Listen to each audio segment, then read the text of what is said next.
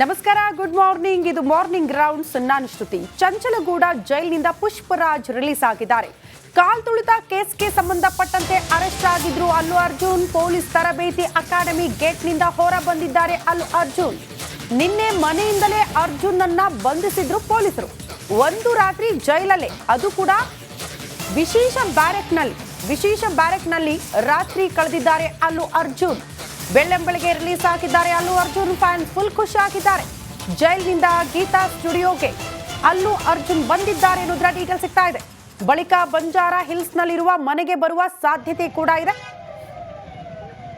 ಮಧ್ಯಾಹ್ನಕ್ಕೆ ಅವರ ರಿಲೀಸ್ ಪ್ರಕ್ರಿಯೆ ಆಗಬಹುದು ಅಂತ ಅಂದಾಜು ಮಾಡಲಾಗಿತ್ತು. ಆದರೆ ಬೆಳ್ಳಂಬೆಳಗ್ಗೆ ಜೈಲಿನ ಬ್ಯಾಕೆಟ್ ಇಂದ ಅಲ್ಲು ಅರ್ಜುನ್ ಅವರನ್ನ ರಿಲೀಸ್ ಮಾಡಲಾಗಿದೆ. ಎಕ್ಸ್ಕ್ಲೂಸಿವ್ ದೃಶ್ಯ ರಿಪಬ್ಲಿಕನದಲ್ಲಿ ಅಲ್ಲು ಅರ್ಜುನ್ ಬಿಡುಗಡೆಯಾಗಿ ಹೊರಟಿರುವ ದೃಶ್ಯ. ಗೀತಾ ಸ್ಟುಡಿಯೋಸ್ ಕಡೆಗೆ ಹೊರಟಿದ್ದಾರಂತೆ. ಆ ನಂತರ ತಮ್ಮ ಮನೆಗೆ ಹೊರಡುವ ಸಾಧ್ಯತೆ. ನಿನ್ನೆ ಅವರ ಬಂಧನ ಆದಾಗ ಅವರ ಪತ್ನಿ, ಪೋಷಕರಲ್ಲಿ ಎಷ್ಟರ ಮಟ್ಟಿಗೆ ಆತಂಕ ಆಯಿತು, ಅವ್ರಿಗೆ ಧೈರ್ಯ ಹೇಳಿ ಹೋಗಿರುವ ದೃಶ್ಯವನ್ನು ಕೂಡ ನಾವು ಗಮನಿಸ್ತಾ ಇದ್ವಿ. ಹಾಗಾಗಿ ತತ್ಕ್ಷಣಕ್ಕೆ ಪೋಷಕರು ಪತ್ನಿಯನ್ನ ಭೇಟಿಯಾಗುವ ಸಾಧ್ಯತೆ ಕೂಡ ಇದೆ. ಮತ್ತೊಂದು ಅಪ್ಡೇಟ್ ಲಭ್ಯವಾಗ್ತಾ ಇದೆ. ಪೊಲೀಸರಿಂದ ನಟ ಅಲ್ಲು ಅರ್ಜುನ್ ಅಕ್ರಮ ಬಂಧನಕ್ಕೆ ಸಂಬಂಧಪಟ್ಟಂತೆ ಅರ್ಜುನ್ ಪರ ವಕೀಲ ಅಶೋಕ್ ರೆಡ್ಡಿ ಆರೋಪ ಮಾಡಿದ್ದಾರೆ ಅಕ್ರಮ ಬಂಧನ ಅಂತ. ಹೈಕೋರ್ಟ್ನಿಂದ ಬಿಡುಗಡೆ ಆದೇಶವಾದರೂ ಕೂಡ ಅದನ್ನ ಪಾಲಿಸಲೇ ಇಲ್ಲ ಅಧಿಕಾರಿಗಳು. ಪೊಲೀಸರು ಅಲ್ಲು ಅರ್ಜುನ್ ಬಿಡುಗಡೆ ತಡ ಮಾಡಿದ್ದಾರೆ ಅಂತ ಅಲ್ಲು ಅರ್ಜುನ್ ಪರ ವಕೀಲರು ಆಕ್ರೋಶ ವ್ಯಕ್ತಪಡಿಸಿದ್ದಾರೆ. ಇದರ ವಿರುದ್ಧ ಕೂಡ ನಾವು ಕಾನೂನು ಹೋರಾಟ ಮಾಡ್ತೀವಿ ಅಂತ ಹೇಳಿದ್ದಾರೆ. ಪೊಲೀಸರು ಇದಕ್ಕೆ ಉತ್ತರ ಕೊಡಬೇಕಾಗುತ್ತೆ ಅಂತ ಹೇಳಿದ್ದಾರೆ.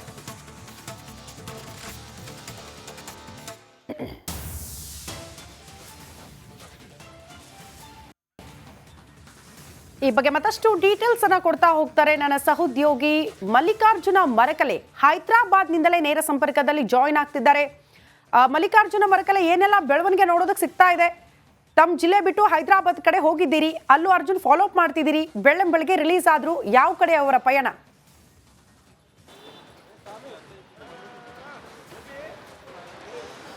ಹೌದು ಶ್ರುತಿ, ಸಾಕಷ್ಟು ಅಭಿಮಾನಿಗಳ ಎದೆಯಲ್ಲಿ ಸಾಕಷ್ಟು ಡವಡವ ಶುರುವಾಗಿತ್ತು. ನಿನ್ನೆ ರಾತ್ರಿಯೇ ನಮ್ಮ ನೆಚ್ಚಿನ ನಾಯಕ ಜೈಲಿಂದ ಹೊರಗಡೆ ಬರ್ತಾರ ಅಂಥೇಳಿ ಸಾಕಷ್ಟೊಂದು ಕುತೂಹಲದಲ್ಲಿ ಇದ್ದಂಥ ಅಭಿಮಾನಿಗಳಿಗೆ ಜೈಲರೇನು ಈಗಾಗಲೇ ರಾತ್ರಿಯೇ ರಿಪಬ್ಲಿಕ್ ಕನ್ನಡದೊಂದಿಗೆ ಮಾತನಾಡುತ್ತಾ ಏನು ಶಿವರಾಜ್ ಗೌಡ ಜೈಲರ್ ಇದ್ದಾರೆ, ಅವ್ರೇನಾದ್ರೆ ಯಾವುದೇ ಕಾರಣಕ್ಕೆ ಜೈಲ್ ನಿಯಮ ಈಗಾಗಲೇ ಅಂದರೆ ಟೈಮ್ ಮೀರಿದೆ, ಬಿಡುಗಡೆ ಭಾಗ್ಯ ಇಲ್ಲ ಅಂತ ಹೇಳಿದ್ರು. ಆದರೆ ಜೈಲಿಂದ ಅವ್ರ ಮನೆಗೆ ಬರಬೇಕಾದ್ರೆ ಸಾಕಷ್ಟು ಅಂದರೆ ಬೆಳ್ಳಂಬೆಳಗ್ಗೆ ಯಾಕೆ ಬಿಟ್ಟಿದ್ದಾರೆ 6 ಗಂಟೆ ಅಂದ್ರೆ ಎಲ್ಲೋ ಒಂದು ಕಡೆ 10 ಗಂಟೆಗೆ 9 ಗಂಟೆ 10 ಗಂಟೆ ಬಿಟ್ಟರೆ ಸಾಕಷ್ಟು ಟ್ರಾಫಿಕ್ ಸಮಸ್ಯೆ ಆಗ್ತದೆ ಪೊಲೀಸರಿಗೆ.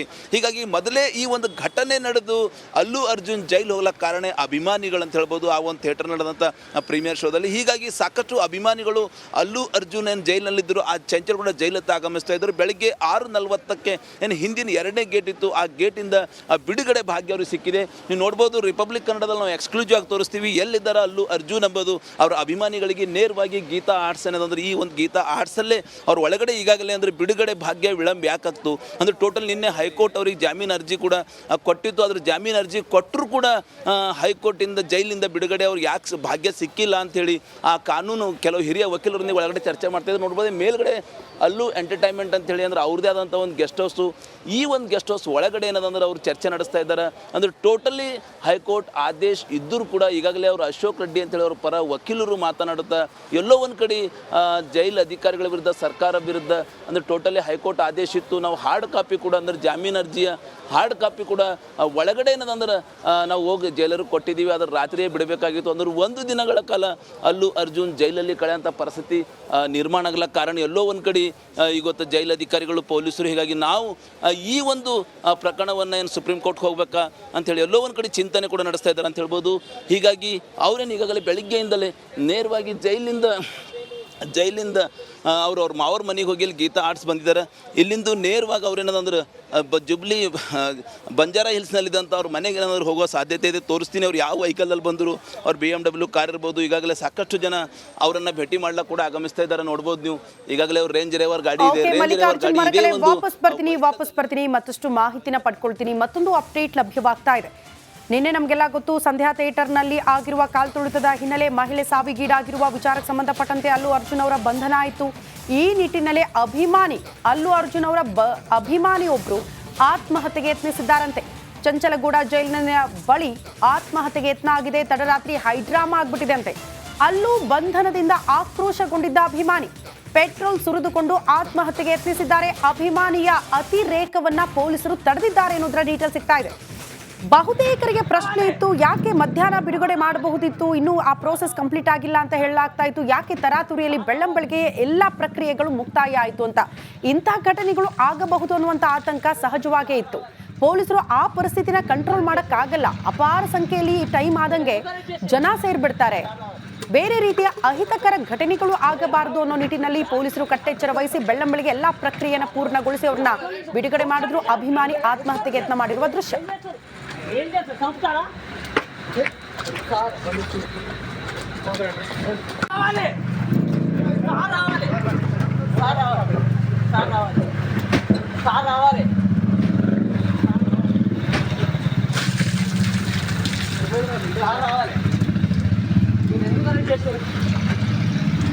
మీరు ఎందుకని చేసారు రాను రాను రాను రాను రావాలి ఇప్పుడు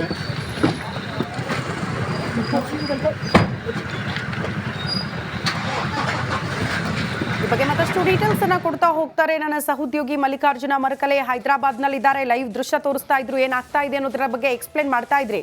ಮಲ್ಲಿಕಾರ್ಜುನ್ ಮರಕಲೆ ಅವರು ಬಂಧನ ಆಗ್ತಾ ಇದ್ದಂತೆ ಸಹಜವಾಗಿ ಅಭಿಮಾನಿಗಳು ಆಕ್ರೋಶ ಹೊರಹಾಕಿದ್ರು. ಕೆಲ ಕಡೆ ಆತಂಕದಿಂದ ಓಡಿ ಬಂದಿದ್ದನ್ನ ಗಮನಿಸಿದ್ವಿ. ಬಟ್ ಇಲ್ಲೊಬ್ಬ ಆತ್ಮಹತ್ಯೆಗೆ ಯತ್ನ ಮಾಡ್ಕೊಂಡ್ಬಿಟ್ಟಿದ್ದಾನೆ. ಅದರ ಬಗ್ಗೆ ಏನಾದ್ರೂ ಮಾಹಿತಿ ಇದೆಯಾ?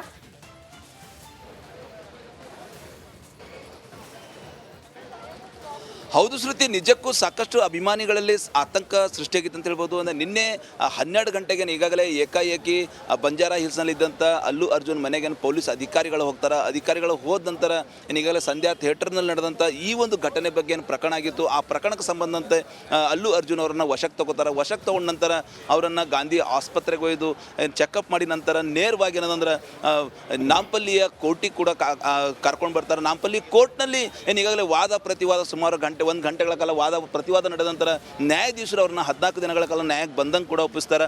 ಸೇಮ್ ಏನು ಈಗಾಗಲೇ ಹೈಕೋರ್ಟಲ್ಲಿ ಅವರು ಈ ಹಿಂದೆ ಏನೊಂದು ಪೆಟಿಷನ್ ಹಾಕ್ತಿರೋ ಹೈಕೋರ್ಟಲ್ಲಿ ಮಧ್ಯಂತರ ಜಾಮೀನಿಗೋಸ್ಕರ ಹಾಕಿದಂಥ ಆ ಪೆಟಿಷನ್ಗೆ ಏನದಂದ್ರೆ ಹೈಕೋರ್ಟ್ ನ್ಯಾಯಾಧೀಶರು ಮಧ್ಯಂತರ ಜಾಮೀನು ಕೂಡ ಕೊಡ್ತಾರೆ. ಅದ್ರ ಜಾಮೀನು ಕೊಟ್ಟ ನಂತರ ಏನು ನಾಂಪಲ್ಲಿ ಕೋರ್ಟಿಂದ ಏನವ್ರು ಚಂಚಲ್ಗೂಡ ಜೈಲಿಗೆ ಹೋಗ್ತಾರಲ್ಲ, ಜೈಲ್ ಮುಂಭಾಗದಲ್ಲಿ ನಾವು ಕೂಡ ರಾತ್ರಿ 12-1 ಗಂಟೆ ತನಕ ಇದ್ದೀವಿ. ಸಾಕಷ್ಟು ಅಭಿಮಾನಿಗಳು, ಸಾವಿರಾರು ಅಭಿಮಾನಿಗಳು ಪುಷ್ಪ ಅಂಥೇಳಿ, ಪುಷ್ಪ ಝುಕೇಗಾ ನಹಿ ಅಂಥೇಳಿ ಇಂಥ ಜೈಘೋಷಗಳು ಹಾಕ್ತಾ ಇದ್ರು. ಪೊಲೀಸರು ಅಭಿಮಾನಿಗಳನ್ನು ನಿಯಂತ್ರಣ ಮಾಡೋಕ್ಕೆ ಹರಸಾಹಸ ಪಡ್ತಾ ಇದ್ರು ಅಂತ ಹೇಳ್ಬೋದು. ಸಾಕಷ್ಟು ಅಭಿಮಾನಿಗಳು ಈ ರೀತಿ ಮಾಡ್ತಾ ಇದ್ರು. ಅದು ಎಲ್ಲೋ ಒಂದ್ ಕಡೆ ಒಬ್ಬ ಅಭಿಮಾನಿ ಈಗಾಗಲೇ ಅಂದ್ರೆ ಪುಷ್ಪ ರಾತ್ರಿಯೇ ಬರ್ತಾರೆ, ಅವ್ರಿಗೆ ನೋಡಬೇಕು ಅಂತೇಳಿ ಕೈಯಲ್ಲಿ ಮೊಬೈಲ್ ಅನ್ನು ಹಿಡ್ಕೊಂಡಿದ್ದಂಥ ಅಭಿಮಾನಿಗಳಿಗೆ ಎಲ್ಲೋ ಒಂದ್ ಕಡೆ ಭಿಕ್ಷಾಕಾಗಿ ಒಬ್ಬ ಅಭಿಮಾನಿ ಆತ್ಮಹತ್ಯೆ ಕೂಡ ಯತ್ನ ಮಾಡಿದ ಎಂಬುದು ಮಾಹಿತಿ ಸಿಗ್ತಾ ಇದೆ ಅಂತ ಹೇಳ್ಬೋದು. ಶ್ರುತಿ. ಓಕೆ ಮಲ್ಲಿಕಾರ್ಜುನ್ ಮರಕಲೆ, ಧನ್ಯವಾದಗಳು ತಮ್ಮೆಲ್ಲ ಮಾಹಿತಿಗೆ.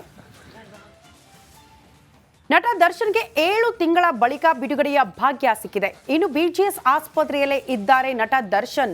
ಆಸ್ಪತ್ರೆಯಲ್ಲಿ ದರ್ಶನ್ಗೆ ಮುಂದುವರಿತಾ ಇದೆ ಚಿಕಿತ್ಸೆ. ದರ್ಶನ್ ಫಿಸಿಯೋಥೆರಪಿ ಮೊರೆ ಹೋದ್ರೆ ಡಿಸ್ಚಾರ್ಜ್ ಆಗೋ ಸಾಧ್ಯತೆ ಇದೆ. ಇಂದು ಅಥವಾ ನಾಳೆ ದರ್ಶನ್ ಆಸ್ಪತ್ರೆಯಿಂದ ಡಿಸ್ಚಾರ್ಜ್ ಆಗಲಿದ್ದಾರೆ. ಆಸ್ಪತ್ರೆ ಮುಂದೆ ದರ್ಶನ್ ನೋಡೋದಕ್ಕೆ ಫ್ಯಾನ್ಸ್ ಅಪಾರ ಸಂಖ್ಯೆಯಲ್ಲಿ ಆಗಮಿಸುತ್ತಿದ್ದಾರೆ ಎನ್ನುವುದರ ಡೀಟೇಲ್ ಸಿಗ್ತಾ ಇದೆ. ಯಾಕೆ ಆಪರೇಷನ್ ವಿಳಂಬ ಆಯಿತು ಅಂದ್ರೆ ಇದನ್ನ ಎದುರು ನೋಡ್ತಾ ಇದ್ರು ನಟ ದರ್ಶನ್. ರೆಗ್ಯುಲರ್ ಬೇಲ್ ಸಿಗಬಹುದು, ಬಚಾವಾಗಬಹುದು ಅಂತ. ಸರ್ಜರಿ ಅಂದ್ರೆ